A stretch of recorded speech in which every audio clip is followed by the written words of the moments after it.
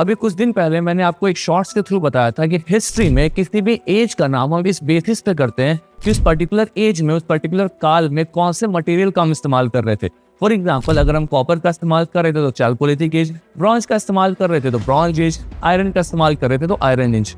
अब इंटरेस्टिंग की बात क्या है? इंटरेस्टिंग ये है कि यूपीएससी ने इसी से रिलेटेड क्वेश्चन अभी कुछ दिन पहले सिविल सर्विसेज एग्जाम प्रीलिम्स 2025 में पूछा हुआ है। क्वेश्चन क्या कहता है? Let me read out that question. The question is saying that the famous female figure known as dancing girl found at Mohenjodaro is made up of. यानी कि जो डांसिंग गर्ल है मोहेंजोदारो की, वो किससे बनी है? बहुत ही सिंपल है।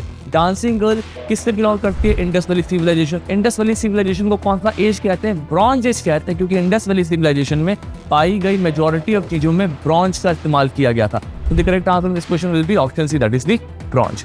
So you can understand the gravity of information that Percham shares with this particular shot. If you really like the content, do not forget to subscribe to the channel. Thank you so much.